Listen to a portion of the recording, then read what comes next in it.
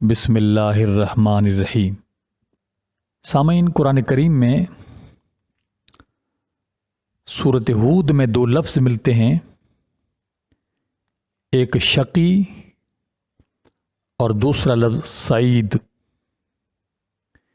یہ سورۃ ہود کی آیت نمبر 105 میں ہے اور یہاں ان کا پورا احوال لکھا ہوا ہے۔ شقی معنی بدبخت اور سعید معنی نیک بخت، لیکن اس سے مراد یہ ہے کہ شقی وہ شخص ہے جو زندگی اچھی گزارے یا بری گزارے مگر اس کا انجام بہرحال برائی ہوگا، اور سعید اسے کہتے ہیں جو زندگی اچھی گزارے یا بری گزارے مگر اس کا انجام بڑا نیک ہوگا۔ جو شقی ہوتا ہے اسے مرنے سے پہلے توبہ نصیب نہیں ہوتی،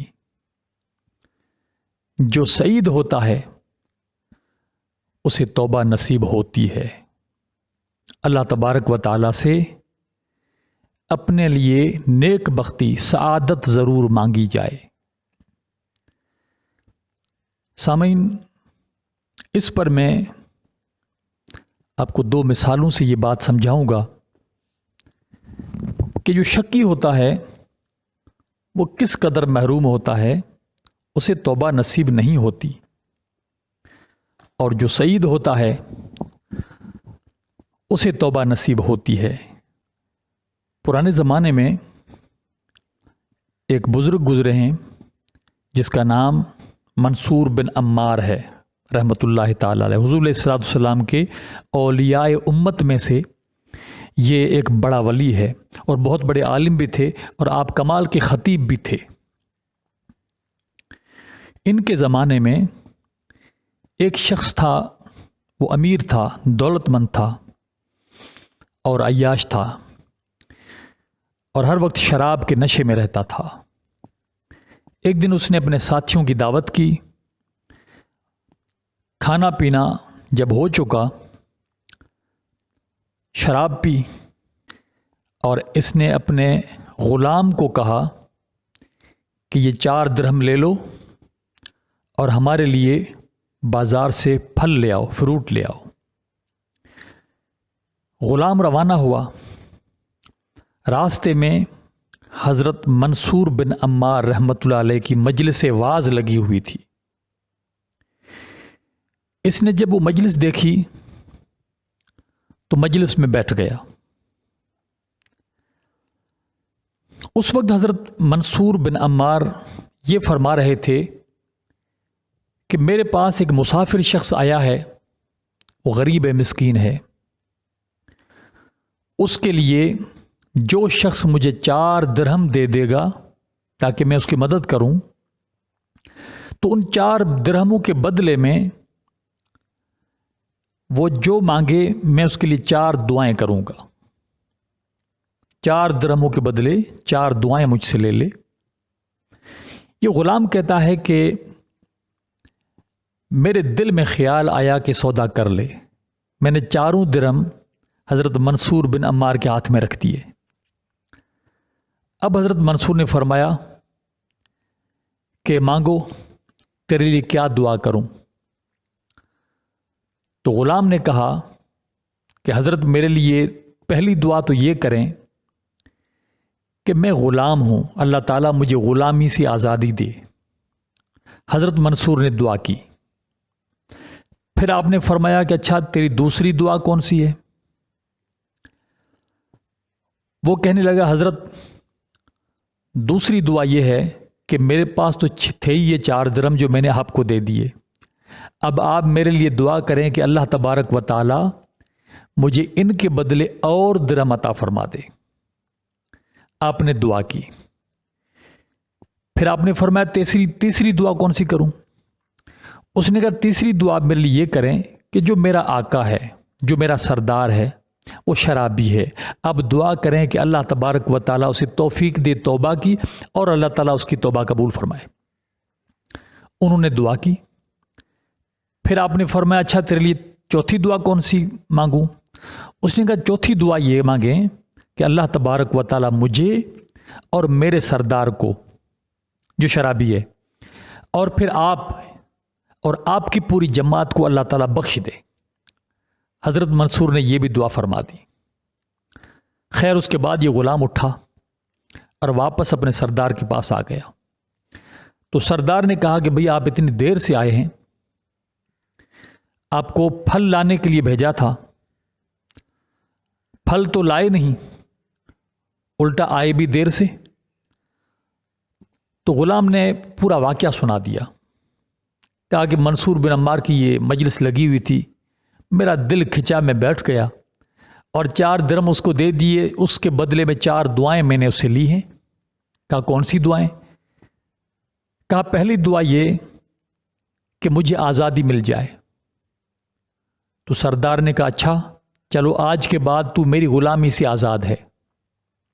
बता दूसरी दुआ कौन सी?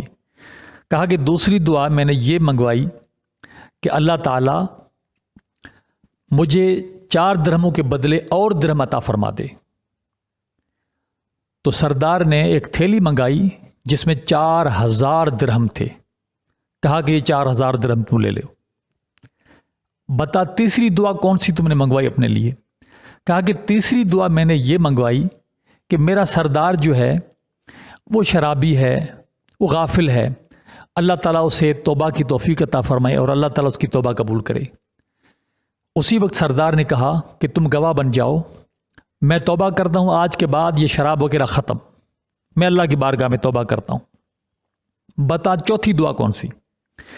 उसने कहा चौथी दुआ मैंने ये मंगवाई कि अल्लाह तबारक व ताला मुझे और आपको और हज़रत मंसूर बिन अम्मार को और उसकी पूरी जमात को अल्लाह ताला बख्श दे। तब उस सरदार ने कहा कि बात सुनो, 3 चीज़ें मेरे इख्तियार में थी, वो मैंने कर दी।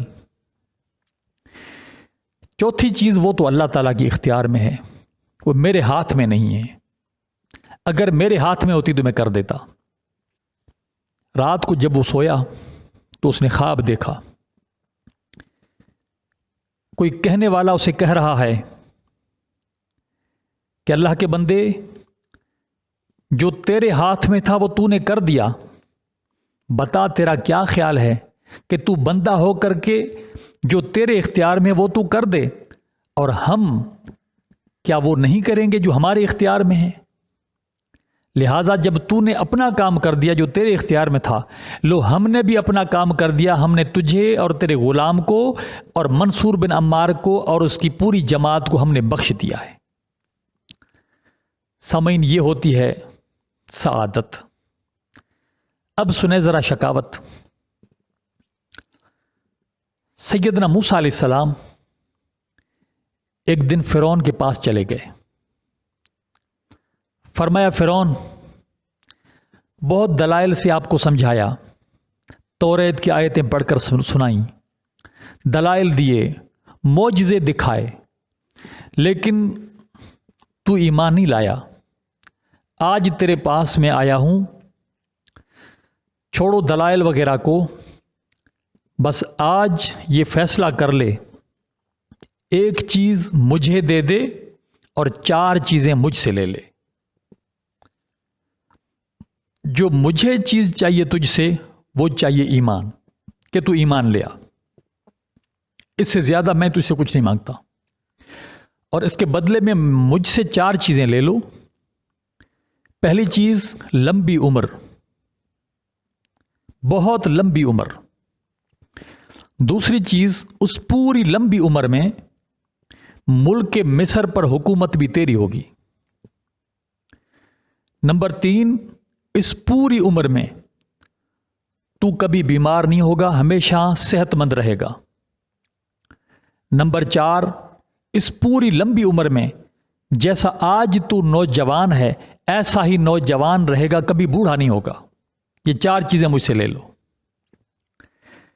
फ़िरौन कहने लगा कि अय मूसा अलैहिस्सलाम, बातें तो आपने अच्छी की हैं, लेकिन मेरा ख्याल है कि मैं अपनी बीवी से ज़रा मशवरा कर लूँ। आपने फरमाया बेशक कर ले। فرعون آیا اپنی بیوی کے پاس. فرعون کی بیوی مومنہ تھی, سیدہ بی بی آسیہ رضی اللہ تعالیٰ عنہا. فرعون نے اپنی بیوی سے مشورہ کیا کہ آج حضرت موسیٰ علیہ السلام آئے ہیں, وہ کہتے ہیں کہ یہ 4 انعام مجھ سے لے لو اور ایک چیز میں تجھ سے مانگتا ہوں, وہ ایمان. اب بتا تیرا مشورہ کیا ہے؟ بی بی آسیہ رضی اللہ تعالی عنہا نے فرمایا کہ نادان, میں تو حیران ہوں کہ قدرت تجھے آخر نواز کر کیوں قبول کر رہی ہے. تو قبول جانے کے لائق ہی نہیں ہے. وہ تجھے نہ فقط قبول کرنے کے لیے آمادہ ہے بلکہ تجھے نواز بھی رہی ہے, 4 انعام بھی تجھے دے رہی ہے. دیر نہیں کرو, جاؤ فوری طور پر یہ قبول کر لو اور ایمان لے آؤ, یہ 4 چیزیں لے لو. اب فرعون آیا حضرت موسیٰ علیہ السلام کے پاس, کہنے لگا اے موسیٰ علیہ السلام, میرا خیال یہ ہے کہ میرا جو وزیر اعظم ہے حامان, میں ذرا اس سے بھی مشورہ کر لوں. اب آپ بتائیں کہ یہ کوئی مشورے کی بات تھی؟ مگر چونکہ یہ بدبخت تھا, یہ شقی تھا, سیدنا موسیٰ علیہ السلام نے فرمایا کہ بھلے تم اس سے بھی مشورہ کر لو. یہ آیا اپنے وزیر اعظم حامان کے پاس اور یہ پوری بات بتائی. تو حامان بہت غصہ کرنے لگا. اس نے کہا یہ تو عجیب بات ہے کہ حضرت موسیٰ علیہ السلام کیا کیا چیزیں لے کے آتے ہیں. پھر سمجھانے لگا کہ اے فرعون, اس وقت تو خدا ہے, اس وقت تو خدا بنا ہوا ہے. اگر حضرت موسیٰ علیہ السلام کی بات کو مانو گے پھر تم بندے بن کر رہو گے. زیادہ سے زیادہ کیا ہوگا, اگر حضرت موسیٰ کی بات کو تم نہیں مانو گے تو کیا ہوگا, زیادہ سے زیادہ یہ ہوگا کہ تمہیں لمبی عمر نہیں ملے گی, تم بیمار بھی ہوتے رہو گے, جوانی کے بجائے بوڑھے بھی ہو جاؤ گے, مگر تم خدا تو ہوگے. تم بندے بن کر مرو, اس سے بہتر یہ ہے کہ خدا بن کے مر جاؤ. تو فرعون نے کہا کہ تو واقعی صحیح کہتا ہے. حضرت موسیٰ علیہ السلام کے پاس آیا, کہنے لگا اے موسیٰ علیہ السلام, آپ چلے جائیں, میرے حامان نے مجھے جو مشورہ دیا ہے وہ ٹھیک دیا ہے اور میں حامان کو ناراض نہیں کر سکتا. یہ ہوتی ہے سامعین شقاوت. اس کے بعد وہ اسی کفر پر مر گیا. جب سمندری دریا میں مرنے لگا, ڈوبنے لگا, اس وقت ہاتھ اٹھا کے کہنے لگا حضرت موسیٰ علیہ السلام سے کہ اے موسیٰ علیہ السلام, تیرے اور تیرے بھائی ہارون کے خدا پر میں اب ایمان لایا.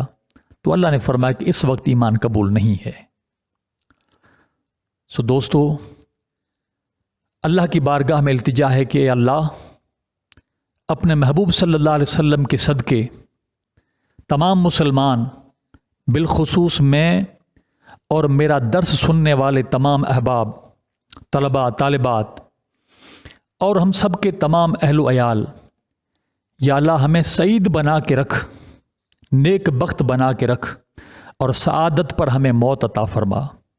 اے اللہ, اگر ہم میں سے کوئی شخص شکی ہے جو کہ تو جانتا ہے, ہم نہیں جانتے, تو یا اللہ ہماری شقاوت کو, ہماری بدبختی کو سعادت سے بدل دے, نیک بختی سے بدل دے. وما علینا الا البلاغ المبین.